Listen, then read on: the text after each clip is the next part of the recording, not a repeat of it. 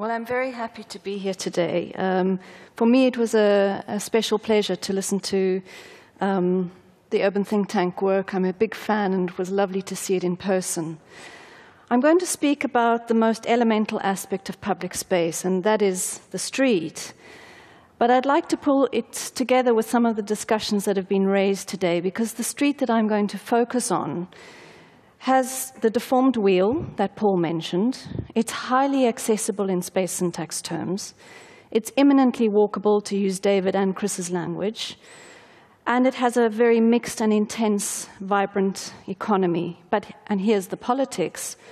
This street remains invisible and therefore undervalued by the lens of power. So what I'd like to raise in my talk today is whether we need a more multilingual vocabulary for valuing and understanding public space, one that recognizes a much greater variation of people, and hopefully one that gets away from some of the cappuccino urbanism that seems to dominate a lot of the talks, and a wider array of measures of value. So I lead the Ordinary Streets project, which we started a year ago. And we started this project for a number of reasons. First of all, we are intensely curious about the intersection between cultural life and economic prosperity. Secondly, we are very much focused on everyday practices. And thirdly, we're very much interested in the intersections between the local and the global, but here I refer mostly to global processes of migration. So I want to really talk about the street as a prosaic or an ordinary public. And the streets that we work on look pretty much like this. They're places to catch a bus, to post a letter, to top up a phone card.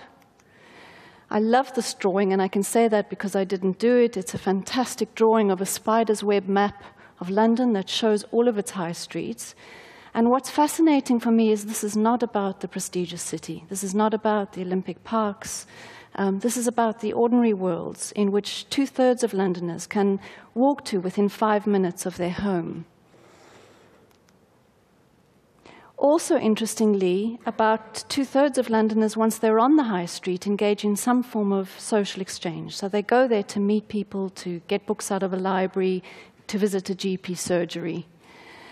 But increasingly, and specifically for migrant communities in London and in the poorer areas of London, these are spaces of intense economic exchange. They're also spaces of public expression and public conflict, as we saw in the August 2011 riots. And I think what's really interesting in London and in the history of its protests is that generally people don't protest in Trafalgar Square. People protest in streets very close to the places that they live in. And this tells you a lot about a valuable dimension of the street, in that it includes a whole lot of people who are often left out of the very prestigious, tourist-orientated places of the city. This is a mapping of the street that I did in 2006. This is the Walworth Road, which is about a 15-minute bus trip from the center of the city, and it maps the location of all the independent proprietors along the street. Now, I can't resist reading out the intense diversity of the people on that street. So this map represents Afghanistan, China, Cyprus and Northern Cyprus, England, Ghana, Iran, Ireland, India, Italy, Jamaica, Malawi, Malaysia, Nigeria, Pakistan, Sierra Leone, Sudan, Turkey and Vietnam. Now, in looking at a map like that, I guess I'd like to challenge Alfredo's reference to the Global South, and to say, well, maybe we need a vocabulary of the global street. In other words, streets that are very much within the cities of Paris, London, New York, but are very much playing out a different kind of cultural and economic logic that comes from the South. So just to recap then, my definition of these prosaic or ordinary publics would really constitute 4 primary dimensions. Firstly, they're ordinary. They're not ideological places. These are about pragmatic transactions. They're largely about economies, making do and getting by. They're commonplace. They're a shared urban currency. And I refer back to that map of London, which showed the high streets as being everyone's London. But I think what's also interesting is there's a shared cultural vocabulary. So whether you were a Jewish migrant who came into London in the 1880s and set up shop, or whether you arrived from Afghanistan yesterday, you can somehow read the cultural logic of the street, and you can set up business very rapidly and very efficiently. Thirdly, it's an expressive realm that belongs very much to everyday life, but we have to acknowledge that it's both a convivial and contested space for exchange. And fourthly, what I'd really like to pursue with you tonight is that it's a very diverse public realm. And for me, the real prospect is thinking about the absolute interplay between cultural and economic dimensions. So just to go back to the UK and to look at a global process of urbanization, I'm going to concentrate on two dimensions only, and that is the dimension of disparity and the dimension of diversity. So if we had a look at the map of the UK, on the left we have the 1991 census data, and on the right the 2001 census data, and this is a mapping of ethnic diversity in London. Now what you can see are these heat spots precisely around the areas of our cities, revealing that the most intense places of diversity are essentially urban, and everything from our 2011 census data reveals that this is even more the case. So we also have the statistic from 2011 that 173 out of the world's 229 nations have at least 1,000 representatives in the UK, making London itself currently the most intensely diverse city on earth in terms of ethnicity. But paralleled with this diversification is an absolute concern in that the Gini coefficient for the UK is getting more and more extreme. Now, this red line stops at 2008 at the point of crisis. It would be looking a lot sharper and it would be going up much more prominently. And it's basically indicating that the poor are getting a lot poorer in the UK, specifically the urban poor, and the rich are getting a lot wealthier. Now, if we look how that plays out across regions, if you look at the little graph on the far left, inner London, you'll see that this has the greatest concentration in all of the UK of both the poorest and wealthiest citizens. So how do we begin to think about the logic of a city that's getting extremely disparate and also extremely diverse at the same time? Well, if we have a little look at the map of deprivation of London, you'll see that the darkest purple spots are the most intensely deprived areas. Now, deprivation tracking is usually done by measures like employment, education status, welfare benefits. And if we had to overlay that with our map of ethnic diversity, you'll see that there's quite a high correlation between the purple spots and the red spots, which on the one hand really raises the challenges of how we address a diversifying and disparate city, but also how we begin to acknowledge the real achievements of living with diversity in incredibly tough inner city locations. So I'd like to move to the street, and I'd like to think very much about the street not as a linear organization, but as an ecosystem. And the street that I'm going to focus on is in a place called Peckham, which is typically regarded as one of the problem children of London. It's represented in media terms as the place of gangs, the place of rioting, incredibly poor. And we're going to have a look at that thick crust of retail and the world that lives to the east and west of it. So to the east of the street, we have a large number of social housing estates, and to the west, we have terrace houses that are rapidly gentrifying. There's a really important urban infrastructure that supports the cultural and economic vitality of the street, and the first measure of that infrastructure is the transport.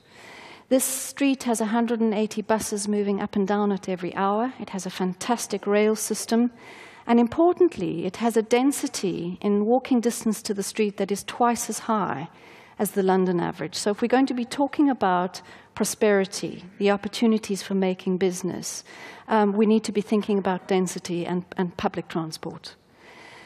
But also, really importantly, there's a hinterland to the street that is absolutely crucial to sustaining its economic life. So we did this mapping and we found some really interesting elements of urban infrastructure. Obviously, there'd be the parking lots and the huge storage areas that would be associated with any retail venue. But really interestingly were all the cultural venues. So we begin to see micro-mosques and mini-mosques tucking into the basements and into the attic spaces. We begin to see mega-mosques and mega-churches. And we also see a whole lot of artist studios creeping up because the land value is still relatively low. And this is a street that's very close to Goldsmiths College, which is a fantastic art college in London. When we begin to look at the kind of spatial logic of the street, what is really interesting is that it offers a number of stepping stone opportunities. And in speaking to a number of the proprietors who've been there for more than 20 years, they've used that spatial logic to grow their businesses. So they typically start off by accessing 20 square meters of space and end up growing to 200, 400, 500 meters of space over a period of time. Typical for these streets across London is that they're largely independently oriented, 65% independent. Now, what's really interesting at the time of crisis, when so many of our retail prospects have closed down on high streets, it's fascinating to note that since 2006, there's been a 78.5% increase in independent retail in London. Now, I suspect that this is largely tied to migration as well as other factors. And this is a mapping that we did of Rye Lane, which again traces the origins of all the proprietors along the street. And again, you see that incredible array of ethnic diversity. So this is not a Chinatown or a Little Italy. This is a place where a huge array of people are sharing space and sharing prospect together. The question is whether they can share politics together, and I'm going to raise that at the end. Now, this is a really important slide for me, because what we did when we interviewed all of those traders along the street, 190 odd of them, was we asked them how many languages they spoke. And really interesting for me was that 11% of the proprietors spoke one language, 61% spoke 2 to 3 languages, but 28%, almost a third of proprietors on the street, spoke 4 languages or more. Now, this wasn't just a competency in regional dialects. These were proprietors who could speak English, Spanish, French, and Urdu. What we did as a bit of fun is we compared that with the little circle on the left with all the professors and lecturers at the LSE. And I'm absolutely delighted to be able to tell you that Rye Lane is more language proficient than the LSE. But there is, again, a politics to this, because when we look at the recent talk on the problems of migration, multilingualism in areas such as Peckham is raised as a huge political problem. But multilingualism in institutions like the LSE is raised as a fundamental asset. This is how you communicate globally. This is how you translate your research. This is how you enhance your networks. So the question of how we can begin to recognize multilingualism in these very ordinary worlds as a fundamental urban skill that grows networks, that grows prospects, is, I think, key to thinking about how we think about the future of public space in these kinds of worlds. We also tried to do the conventional land use mapping of the street, and the street absolutely defeated us because the normal categories don't apply. So we ended up doing this huge sort of 50-meter-long drawing, which is like a Joseph Technicolor Dreamcoat, which begins to show you that in these little spaces are a multitude of spaces. So one shop typically might have a money remittance store and a clinic and sell mobile phones and sell fish. And I'm going to talk about the economic logic of that, which is really fascinating. Also interestingly is that we've got the logic of the street on the left-hand side and the logic of the shopping centre on the right. Now, Westfield Stratford City, I'm sure those of you who are familiar with London, has been very much promoted in the press and in political terms as the economic success story of London, certainly in retail terms. And what that shopping centre effectively has done is delivered 300 retail units and 8,500 jobs. If we look at the infrastructure of the street, including the schools and the clinics and the hospitals and the libraries that are part of that infrastructure, we realize that there are 2,100 formal businesses on the street, not including the informal, and a total of 13,400 employees. Now, what we're trying to do from the council, and this is prompted by a friend who lives in Chicago, who says that one of the prime retail streets, which is essentially a multi-ethnic in Chicago, provides the second biggest rateable value for the city, is we're trying to map the rateable values of these streets to understand what they contribute to the public purse. But in value terms, how we begin to recognize the street as inherently valuable urban infrastructure is a real question. What's interesting about the shopping centre is the shopping centre knows precisely what it is. And it has a team of litigators, lobbyists, marketers, and economists to absolutely refine the logic of the whole and to sell it back to politicians and back to broader society. The street at the moment doesn't quite know what it is, and it's radically challenged by a number of things, one of which is the economic crisis, and the second of which is the huge growth in online purchasing. So how can we begin to think about these worlds not as a collection of incredible entrepreneurs, but as a social and civic platform for economic and cultural life? I'm going to take you into some of the street interiors to explore the micro opportunities that are evolving as we speak. What's really interesting on this street is we observed last year, it's probably increased as the year's gone on, a pattern of mutualism where 25% of the shops were subdividing their shops into smaller shops. Now, this is in some ways a response to the recession, but it's also a response to kind of economic reciprocity, where it's really good if you have business next to another kind of business. So what looks like a typical shop, and if you follow the dark line, that's a shop that's rented by two brothers who came 3 years ago from Afghanistan. They've divided the shop into 8 other shops. And what is really interesting there is some of the economic logic. So what we're seeing on this shop, but also across the UK, is a huge growth in the hair and nail industry. Now, why has that happened? Well, 10 years ago, most of the hair and nails were made in the States. You had to have really good cultural contacts to access the products. They're now made en masse in India and China. They come across, they're very light and easy to transport. And basically, you can buy your business in a bag for about 100 quid. So a lot of young female entrepreneurs are entering the market, buying their business in a bag for 100 quid, and they come and rent a chair per week. And they pay between £50 to £100 per week per chair.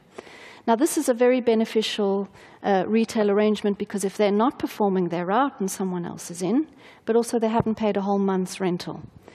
Also really interesting is at the front of these shops, typically you see the mobile phone stores. These are guys that are taking about 2 square meters of space.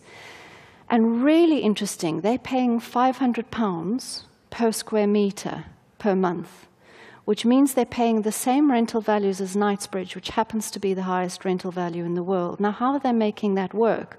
Well, one is they're clearly selling phones, but two is they're selling very sophisticated software packages that manipulate the phones. At the back of the shop, typically you'll find money remittance stores. Now, money remittance economy is huge in the UK, and it's increasing. If you go onto a Western Union store a website, it'll tell you that if you've got a money lender at the back of your shop or a money remittance at the back of your shop, it increases your store turnover by 70%. So people are typically sending money home every week, and as they're coming in every week, they also pick up their bag of rice or their bottle of milk.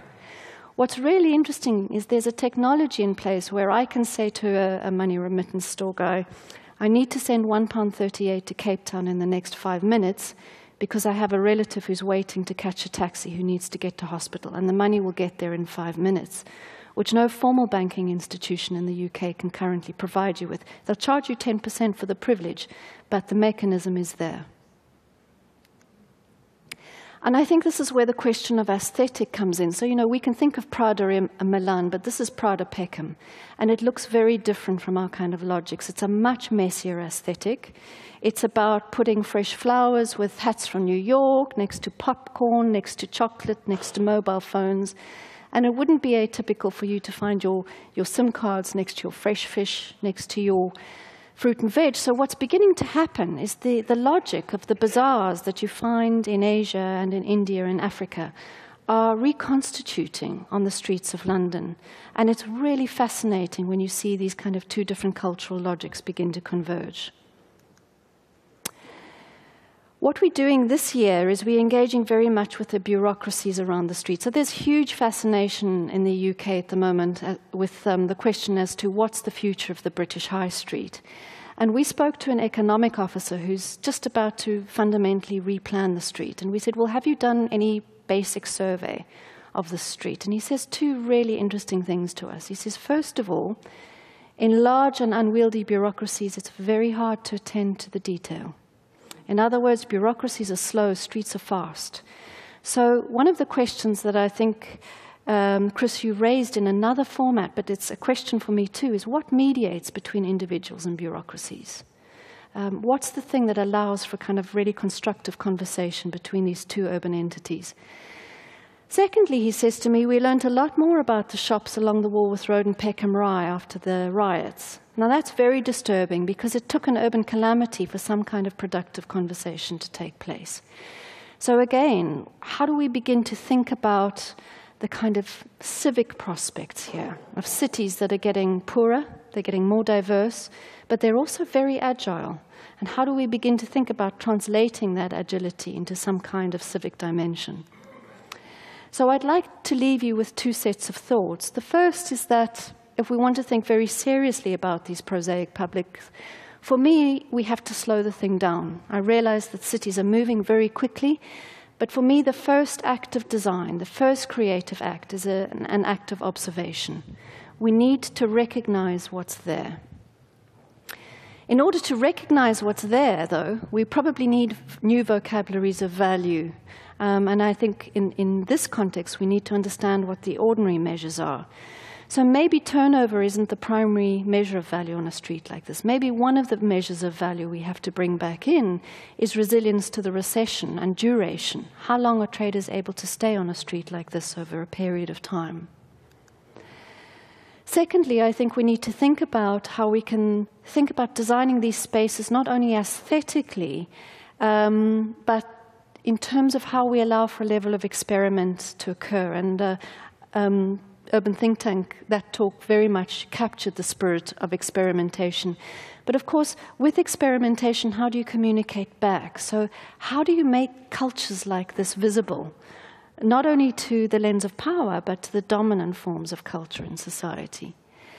And then I think finally, and most crucially, is how we can begin to think about these civic platforms, not only in their spatial dimensions. I mean, the street has a fantastic organizational logic in its own right, but how can we begin to kind of reinvent the trade association that's not simply concerned in parochial interests of parking, etc., but that is able to have a conversation with artists, with local politicians, with developers that are coming in on the scene, to get a much more imaginative sense of what constitutes the city and the public of the future. Thank you very much.